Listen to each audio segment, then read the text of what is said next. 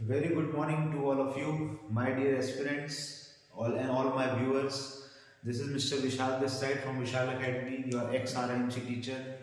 As we are knowing, we are doing mathematical Olympiad question series, so I have come up with a new question for all of you. So, beta, as you can see the question says cross out 10 digits from the number this, so that the remaining number is as large as possible. I think question बहुत clear है ना। और मैं आपको एक बार फिर भी समझाता हूँ कि आपको क्रॉस आउट करनी है, हटानी है कोई भी 10 डिजिट। यहाँ पर एक और वर्ड ऐड कर देते हैं any. Any cross out any 10 digits from the number 1 2 3 4 5 1 2 3 4 5 1 2 3 4 5 1 2 3 4 5 1 2 3 4 5 so that the remaining number is जो है वो जो बचेगा वो सबसे बड़ा नंबर आपका बचना चाहिए। अब देखो बेटा, अगेन इस टाइप के क्वेश्चन को सॉल्व करने के लिए अगर आप 1 मिनट का पॉज करके वीडियो को खुद ट्राई कर सकते हैं और आंसर इसका निकालने की कोशिश कीजिए। बट जो चीज अगर आप इसका लॉजिकल रीजनिंग समझना चाहते हैं तो मैं आपको बताऊंगा एक 6-7 स्टैंडर्ड के बच्चे के हिसाब से कि उसको इस क्वेश्चन को कैसे अप्रोच करना चाहिए और वो कैसे इसका आंसर निकाल सकता है।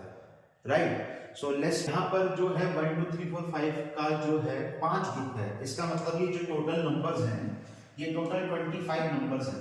अगर मैं इसको काउंट करूंगा तो टोटल 25 नंबर्स हैं ये, और 25 नंबर्स आपको गिवन है, ठीक है। और आपको एलिमिनेट कितने करने हैं? आपको एलिमिनेट करने हैं इसमें से कोई भी 10 डिजिट्स, जिससे कि जो आपका रिजल्ट बने वो ग्रेटेस्ट हो। तो एक काम करते हैं, इतना बड़ा क्वेश्चन डायरेक्टली सॉल्व करने से प्रॉब्लम क्या होती है कि आंसर जनरली रॉन्ग आ जाता है। आप डायरेक्टली इसको अटैक मत करो क्वेश्चन को, पहले इसको क्वेश्चन को छोटा कर देते हैं। तो मैं लेता हूं कि सपोज सर अगर मुझे सिर्फ 5 डिजिट्स गिवन है तो मैं कितने डिजिट्स को एलिमिनेट करूंगा? तो यूनिटरी मेथड अप्लाई कर सकते हैं यहाँ पर कि 25 नंबर्स हैं तो 10 डिजिट्स को एलिमिनेट करना है। अगर 5 डिजिट्स गिवन होगी तो 2 को एलिमिनेट करेंगे, करेक्ट। इसका 1/5 हो जाएगा आपका 5, इसका 1/5 हो जाएगा 2। अब आप इसको देखते हैं, डिजिट लिए मैंने 1 2 3 4 5। अब आपके सामने बहुत इजी क्वेश्चन आ गया है, यहां से रीजनिंग आपकी डेवलप हो गई। 1 2 3 4 5 में से आपको कोई भी 2 नंबर एलिमिनेट करने हैं जिससे कि जो आपका रिजल्ट बचे वो ग्रेटेस्ट बचे। तो रैंडमली अब आप एक बार बताओ, इसमें लॉजिकल रीजनिंग है, आपको खुद समझ में आना चाहिए कि सर अगर मैं 4 5 या 3 को एलिमिनेट करता हूं तो वो ग्रेटर है 1 और 2 से, ऑब्वियसली, ठीक है। 1 जो है 2 जो है ग्रेटर है 3 से, 2 जो है ग्रेटर है 1 से, 3 जो ग्रेटर है 2 से, 4 है ग्रेटर 3 से, and 5 greatest among them all. तो अगर मुझे एलिमिनेट करने होंगे 2 नंबर तो मैं इन दोनों को एलिमिनेट करूंगा सो दैट मेरा आंसर 345 बचे। अब कोई बच्चा गलती से मान लो रैंडमली कोई भी 2 डिजिट को अगर आप एलिमिनेट करते हो, मान लो आपने 5 को एलिमिनेट कर दिया और 2 को एलिमिनेट कर दिया, तो आपका रिजल्ट क्या बचेगा? 134, जो कि गलत हो जाएगा क्योंकि आपको ग्रेटेस्ट आंसर चाहिए। Right, so similarly dear aspirants, अब मैं 2 ग्रुप ले रहा हूं, 10 नंबर्स मैंने ले लिए हैं। तो यहां पर आप यूनिटरी मेथड लगाएंगे तो अगर 10 नंबर आपको गिवन है तो आप एलिमिनेट करोगे 4 नंबर, करेक्ट। अब वो 4 डिजिट्स कौन सी होनी चाहिए, यहां से ये कंसेप्ट आपको समझ में आना शुरू होगा। देखो बेटा, अगर हमें 4 डिजिट एलिमिनेट करनी है तो पहले ग्रुप में आपने क्या देखा है कि सर पहले ग्रुप में सबसे ग्रेटेस्ट नंबर है 5, करेक्ट। तो 5 को तो एलिमिनेट नहीं कर सकते क्योंकि हमारा आंसर हम चाहेंगे कि 5 से शुरू हो, करेक्ट। अगर मुझे 4 डिजिट एलिमिनेट करनी है तो मैं सबसे छोटे नंबर्स को एलिमिनेट करूंगा। तो सबसे छोटा नंबर क्या होगा? 1 2 3 4, ये 4 सबसे छोटे नंबर होंगे इस पूरे नंबर्स में।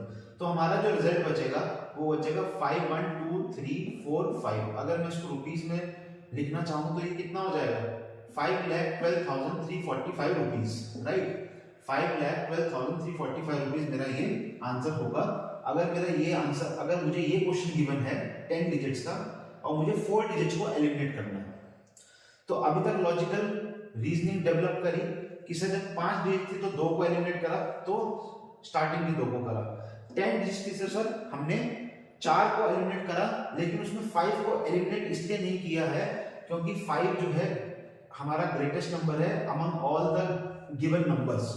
तो 5 को एलिमिनेट कर देंगे तो फिर ऑब्वियसली रिजल्ट हमारा छोटा ही आएगा।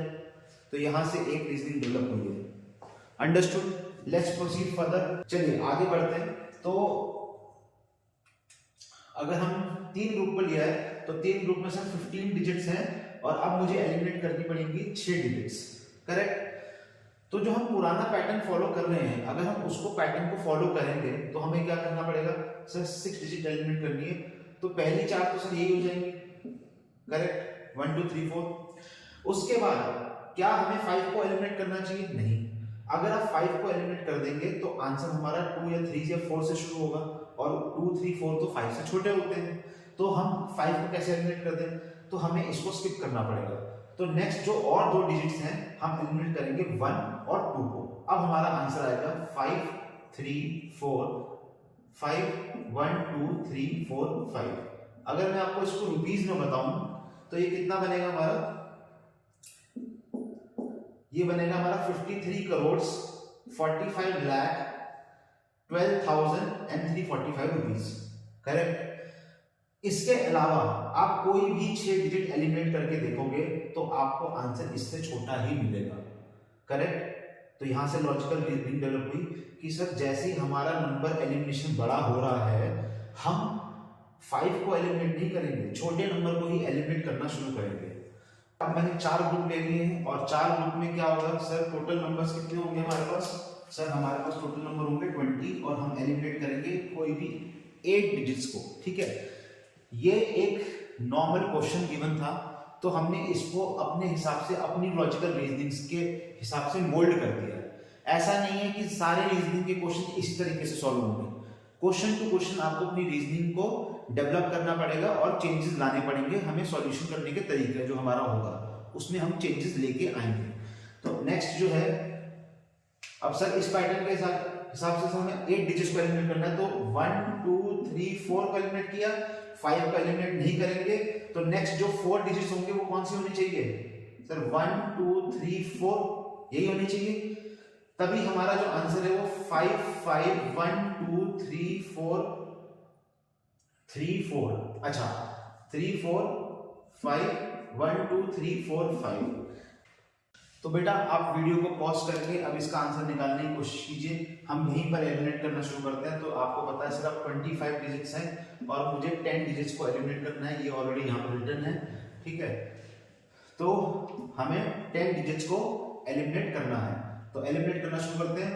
सर 1 2 3 4, सर ये 1 2 3 4 और फिर मुझे 10 डिजिट्स को एलिमिनेट करना है। तो अब मैं करूंगा एलिमिनेट 1 और 2 को।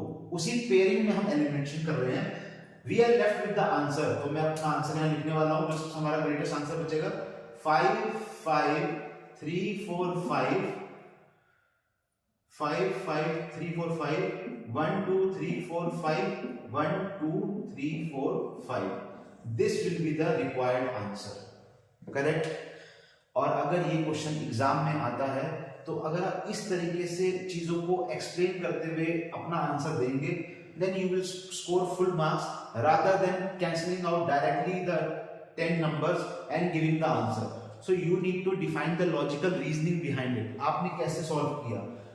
Because I tell you, RMC marks आपके आंसर में नहीं देगा। अगर इस टाइप का पैटर्न का क्वेश्चन आता है तो आपको सिर्फ मार्क्स आपके आंसर पे नहीं मिलेंगे, आपको मार्क्स मिलेंगे कि आप किस लॉजिकल रीजनिंग से चल रहे हैं। आरएमसी यही चेक करना चाहता है कि बच्चे की क्या थिंकिंग है, वो कैसा इस क्वेश्चन को अप्रोच कर रहा है, right? This can be also called as SRT, situation reaction test. इस टाइप को आपको सिचुएशन दे दी है एग्जाम में और आप उस पर कैसे रिएक्ट कर रहे हैं। So thank you very much my dear aspirants. आप लोग होपफुली आप लोगों को ये क्वेश्चन अच्छा लगा होगा। स्टार्टिंग में जब आपने देखा होगा बड़ा इजी क्वेश्चन सर लेके आए हैं, लेकिन जब आप इसको सॉल्व करेंगे तभी आपको रियलिटी पता चलेगी। So definitely it was a easy question, but आपकी राइट अप्रोच होनी चाहिए इस क्वेश्चन को सॉल्व करने के लिए।